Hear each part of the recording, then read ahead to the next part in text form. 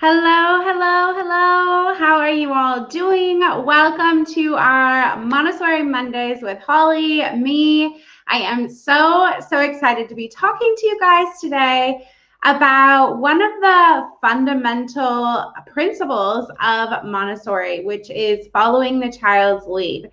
So I'm excited to be kicking this off with just a few small things that you can do to kind of make following your child's lead a lot more simple, right? Everything can be made more simple, and that's what our goal is for you with Montessori. So if you are struggling with, figuring out either what following your child's lead means or how to actually do that, this is going to be the Monday live show for you. So before I get started, I want to quickly make sure that I am live in the group, and I'm going to put it in the announcements. So bear with me here. Let me know you're here. Say hi in the comments. If you're watching on the replay, make sure to give me that hashtag replay. Let me just see. I can see the video here. Awesome. I'm going to pop it into the announcements for anyone looking for it, and we will get started. So hello. I can see you all watching. Make sure you say hi in the comments. And if you've never used StreamYard before, make sure to add your name using the link above. So I can see when you comment, I can see your name. All right. So like I said, we're going to be talking about 3 investigation skills that you need to follow your child's lead, right? Let's make following your child's lead simple. We're also going to be talking a little bit about our upcoming 4 days to a Montessori home challenge, which I am always excited about. So I'll talk about that more in depth at the end of this. But right now, let's just start by asking one question, right? First, let me know in the comments, are you struggling with following your child's lead? And if you are, what exactly are you having an issue with? And this might be hard to pinpoint, but just let me know, a quick yes if you're still struggling or no if you're not, and maybe where you think you're getting held up at.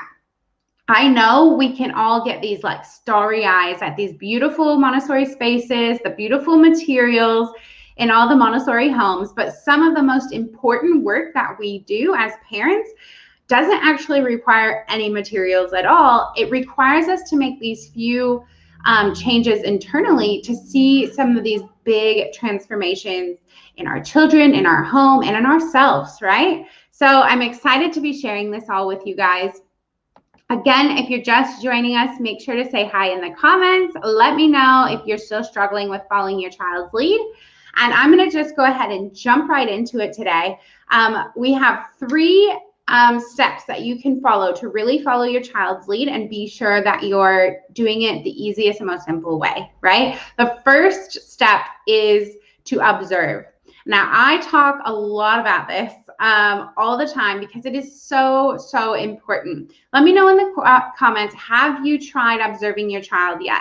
Have you purposely sat down and observed your child, when they're doing a task or when they're playing, or if you have a work period, if you have time when they're just playing with their shelves? Let me know if you've actually sat down and purposely observed your child yet.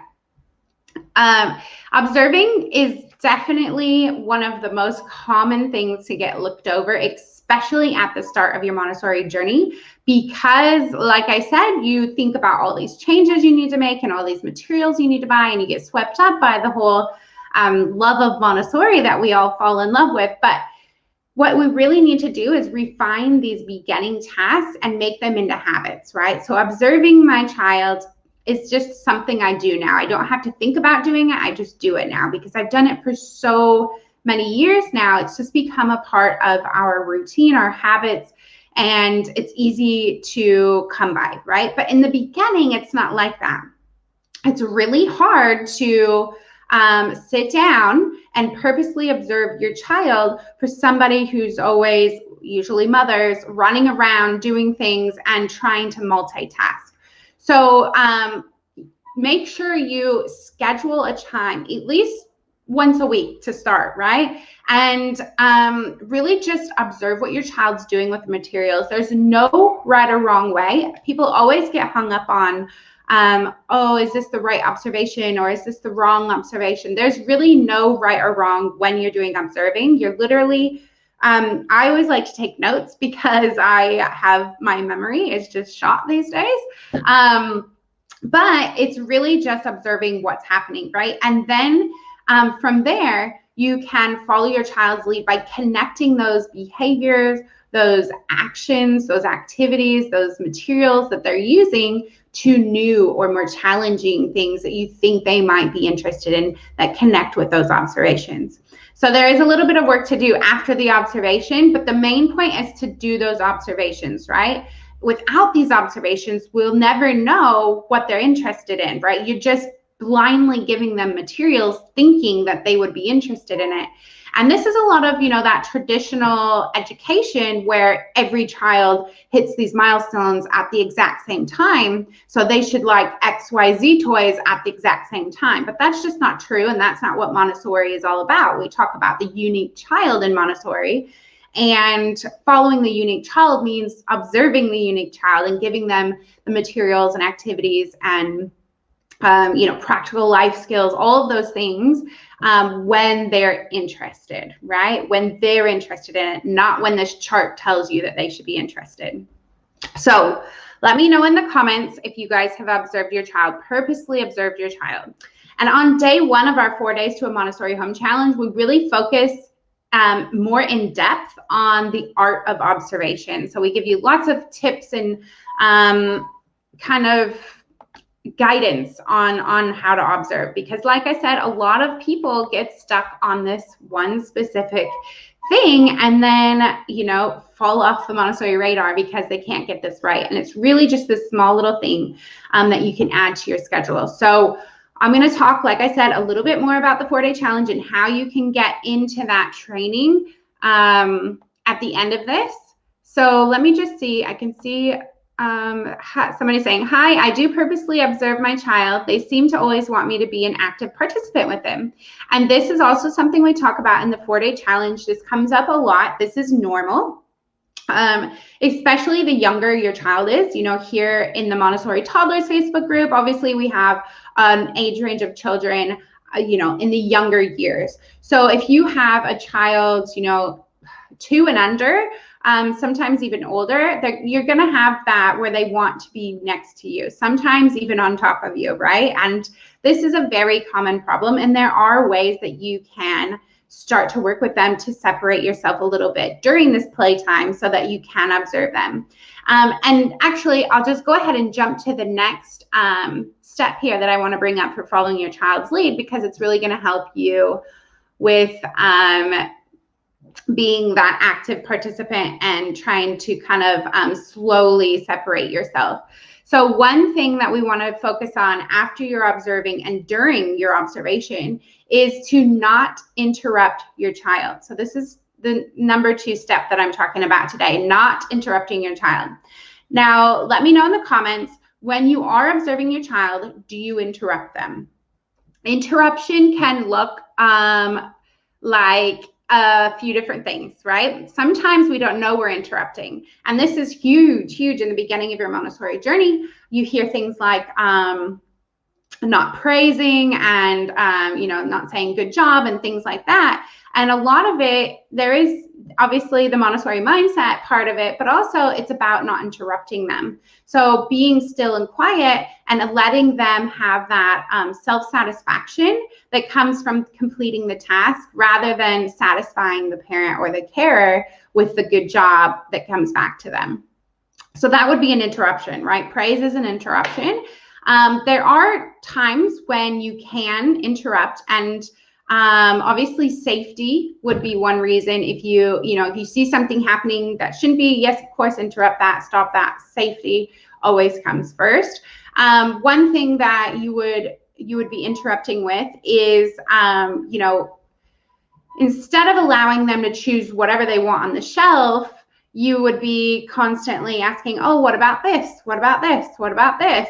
that might be an interruption to their, thought process. They're independently making that choice. That is an interruption to them.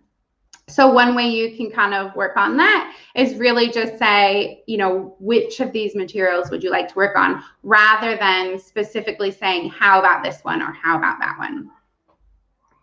Okay, and somebody's saying, hi, yes, I'm struggling how to instruct them what to do without interrupting. Yes, and so one of the ways we can do that, and we talk about this again in the 4-day challenge, is by modeling, right? Montessori always talks about modeling over correction. So we're not supposed to correct them. If your child's playing with a puzzle, for instance, and they, they're really struggling, they're not getting it, but they're not looking at you, they're not giving you eye contact, and they're not telling you, can you please help me, or asking you, can you please help me, or they're not throwing the pieces across the room.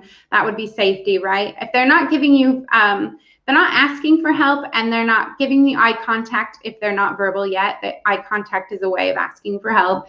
And if they're not throwing the pieces out of frustration for safety purposes, then you need to allow that concentration to build and not interrupt it, right? Until they give you that eye contact, until they ask for the help. Then instead of being like, no, that's not how you do it, you would say, here, I can show you how to do this. So you're not telling them that they're wrong or that they've done something not right. You're just saying, you're just showing them. And even in the modeling, you should not be talking while speaking, right? I'm sorry, not be talking while modeling. So they can watch your hands and what your hands are doing, rather than have to look from your mouth to your hands, to your mouth to your hands. So hopefully that helps with your, interruption. Let me know in the comments. I know, like I said, in the 4-day challenge, we talk loads about this. Again, on that day number 1, when we talk about observation, it's so important to really build that concentration skill, that concentration muscle. And by interrupting our child, you're really not helping that concentration build. All right, so let's move on to my third step for you today to follow your child more easily is really just to let your child take the lead. So if you are struggling to allow your child the freedom to take the lead, this, following the child as a whole is going to be very hard for you. So this can really be an easy thing to do, as long as you don't overcomplicate it, right? Because us parents, we like to just overcomplicate everything, right? But we can make everything so simple, and Montessori really is simple once you understand what each little thing means, right? Like I'm saying, with this particular step, having choices is going to be huge. So instead of asking your child, do you want to play with this puzzle? You could say, like I mentioned earlier, you could ask for the whole shelf, but you could also say, would you want to play with this puzzle or this puzzle, right? So giving them just that freedom within the choice is going to be huge, because you'll be able to see what your child's lead is, right? If you ask your child between these two materials, what do you want to play with? They're going to choose one, and then that's their lead, right? So for some reason, they chose this over that. And then that's on you to be the investigator, to understand and connect more of those activities, more of those materials, more challenging work on that same level. And another way that you can kind of do that is with giving choices, but also by just simply asking their opinion, right? A lot of the times we do a lot for our children without even thinking about it. Especially if you're new in Montessori, you probably get your child up, you brush their teeth, you make them breakfast, you get their clothes on, you get their shoes on, you put their seatbelt on in the car, and you go about your day. In Montessori, we're really taking time for our child to do some of those tasks as they are developmentally prepared to do them, of course. We're allowing them the freedom to become independent by doing more of those things that we as parents just naturally do for our children. It's important for us to step back and really let our child to take a lead on that. If you notice your child trying to put their leg in their pants, that's them taking their lead, right? They want to do that. So now you need to give them more space and have a little more patience during this, what can be really hard in the mornings if you're somebody who works or you have a busy morning. It's better to just get started with these things, maybe like 5 or 10 minutes earlier, so that you are prepared to have the time to allow your child to have that freedom, to gain the independence, to gain the confidence, and all of the things that come with independence. Let's see, somebody is saying, thank you for the modeling tip. I've been struggling myself. Yes, absolutely. It can be a tricky transition to go from what you know to Montessori, but the more you practice it, the more you get better at it. And, in a couple of months' time, you'll be doing it all without even thinking about it. So, like I said, allowing your child to take the lead rather than leading for your child is going to be huge in these younger years, especially with all the practical life activities that they're interested in doing, getting dressed, brushing their teeth, all of that. It can be so hard for us to just step back and give them the freedom to take the lead. But that's how you can follow your child's lead, right? So the 3 things we talked about today were observation, not interrupting, and really allowing your child the freedom to take the lead. Okay, and those are all things that we talk about in our 4-day challenge. So if you have joined us for the 4 Days to a Montessori Home Challenge and you're here live or you're on the replay, let me know in the comments. We would be more than happy to have you join us. Well, we have so many people cycling through the challenge over and over again because it is such a great place to get started, but also to continue growing. I have had people tell me all the time, oh, this is the 4th time I've done the challenge and I'm still learning new things. So definitely come join us for that. I'm going to go ahead and put the link in the comments for the challenge. The main idea behind our 4 Days to a Montessori Home Challenge is taking your main living space from maybe cluttered or disorganized, especially if you're just getting started with Montessori and you have a toy box or you have things like that going on. This is going to be huge change for you. And we always have people with literally life-changing, stories after they go through this challenge, because their children, their overall behavior changes once the Montessori the main living environment changes to a prepared environment. You're able to really see what your child is interested in. You're able to give your child more space to concentrate, and you're able to really transform, you as a parent, what you've learned about Montessori, but also the way your child is allowed to have these freedoms to gain that independence and confidence. I'm just going to put this link in. I can't type. Oh my gosh, talk and type. All right, here we go.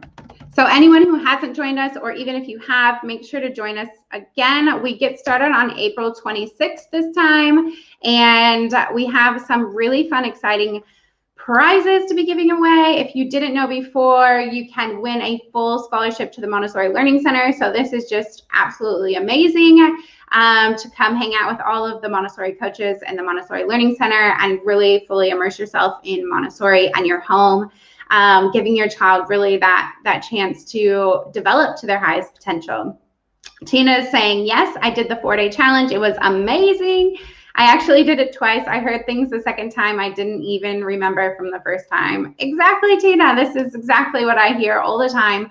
Thanks for sharing that, Tina. And if you guys have any questions about following your child's lead or the 4 Days to a Montessori Home Challenge, make sure to put them in the comments now, and I'm going to go ahead and answer any questions that you guys have while I'm on live. And then if I don't get to your questions, I will come back through the week and have a look at any comments that were left for those of you watching on the replay. But I really do hope that you guys join us for the 4 Days to a Montessori Home Challenge, especially if you haven't done it before, because it is life-changing. Like I said, we have so many people. I think we had over 3,000 parents and carers joining us for the last few challenges. So it has really changed thousands and thousands of people's lives. So hopefully you will be there, and I look forward to seeing you soon. I don't see any more questions here popping up, but if I do see any in the next few days, I'll come back and answer them. I hope you have a fabulous week. Bye-bye.